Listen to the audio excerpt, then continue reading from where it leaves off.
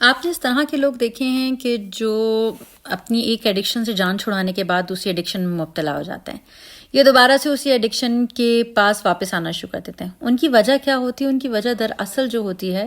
وہ ایک childhood trauma ہے، اور وہ اس چائلڈہڈ ٹراما سے بچنے کے لیے وہ کسی نہ کسی قسم کی ایڈکشن کو میں مبتلا ہو جاتے ہیں. اور وہ ایڈکشن دراصل کسی اسٹیمولس کی نہیں ہوتی. اسٹیمولس سے مراد وہ ایڈکشن کسی شراب، سگریٹ یا کسی اور چیز کی نہیں ہوتی، یا سیل فون یا کسی اور چیز کی نہیں ہوتی. وہ ایڈکشن دراصل ایڈکشن ہوتی ہے ریلیف کی، کہ ان کو تھوڑا سا سکون مل جائے، اور وہ سکون جہاں سے بھی ملے گا وہ اس کو حاصل کرنے کے لیے کچھ بھی کر لیتے ہیں. اور اگر آج جو نا وہ اپنے لیے سکون جو ہے نا وہ ان کو نظر آ رہا ہے، ہو سکتا ہے سگریٹ میں، تو کل ان کو وہی سکون جو ہے نا وہ کسی اور چیز میں نظر آئے گا، اور پھر پرسوں وہی سکون ان کو کسی اور چیز میں نظر آئے گا. یہ جاننے کی کوشش کرنا کہ یہ چائلڈہڈ ٹراماز ایسے کیا ہیں، کون سے ہیں کہ جن کی وجہ سے انسان جو ہے نا وہ ان ایڈکشنز میں مبتلا ہو جاتا ہے. اور یہ بات آپ یاد رکھیے گا کہ جب انسان چائلڈہڈ ٹراماز میں مبتلا ہوتا ہے تو اس کے جو سمٹمز کچھ اس طریقے سے نظر آتے ہیں کہ جیسے کہ فیئر اور انزائٹی، چھوٹی چھوٹی باتوں پہ ڈر جانا، ہمیشہ خطرہ محسوس کرنا، یا بہت زیادہ اینگر یا اریٹیبلٹی، چھوٹی سی چھوٹی بات پہ چڑچڑا رہنا، یا لو سیلف اسٹیم جس سے آپ خود سے اپنے آپ سے نفرت کرنے لگتے ہیں، سونے یا کھانے کے ایشوز، نیند نہ آنا یا ایٹنگ ڈس آرڈرز، یا ریلیشن شپ پرابلمس جیسے کہ دوسروں پہ اعتبار نہ کر پانا، بار بار چیک کرنا، ڈپریشن اور آئسولیشن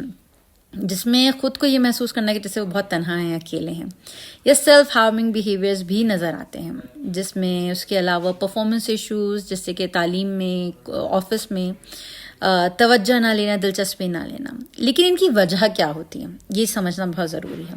اس میں سے پہلی سب سے بڑی وجہ جو ہے وہ ڈومیسٹک وائلنس ہے، جیسے کہ گھر میں ہونے والے جھگڑے، مار پیٹ، جنسی یا جسمانی یا ذہنی زیادتی، ابیوز، چاہے وہ کسی بھی قسم کا ہو، فزیکل ہو، سیکچول ہو، ایموشنل ہو، وربل ہو، یا پھر نگلیکٹ ہو جانا بچے کا، یا جس کے جذباتی اور جسمانی ضروریات جب بچے کی پوری نہیں ہوتی، یا پھر پیرنٹل کانفلکٹس جس میں ہم کہتے ہیں کہ جس میں ماں باپ کے درمیان میں اتنی زیادہ لڑائیاں ہو رہی ہوں، مستقل لڑائیاں ہو رہی ہوں کہ طلاق تک کی نوبت آ جائے، سپریشنس ہو جائیں، یا پھر کوئی ایسا ٹراما یا لاس جس کی وجہ سے جیسے کہ پیرنٹس کا انتقال، دادا دادی، کسی بھی ایسے قریبی بندے کا انتقال کہ جو آپ سے بہت زیادہ قریبی ہو، وہ بھی چائلڈہڈ ٹراما میں آتا ہے. یا والدین کا چھٹ جانا کسی بھی صورت میں، جیسے کہ جو نا وہ فادر یا مدر دوسری شادیاں کر لیتے ہیں اور بچوں کو چھوڑ دیتے ہیں، تو اس حساب میں بھی چائلڈہڈ ٹراما میں آتا ہے. یا پھر غربت یا ہوم لیسنس جس میں بے تحاشا غربت شامل ہو جائے، یا کوئی نیچرل ڈیزاسٹر یا کوئی وار جس کے بارے میں آج کل ہم بہت زیادہ بات کر رہے ہیں. تو یہ سارے کے سارے چائلڈہڈ ٹراماز ہیں، and you have to be very careful. اگر آپ کو اس طرح کے کوئی سے سمٹمز آپ کے بچوں کے اندر یا آپ کے اندر نظر آ رہے ہیں، then instead of running from that thing اور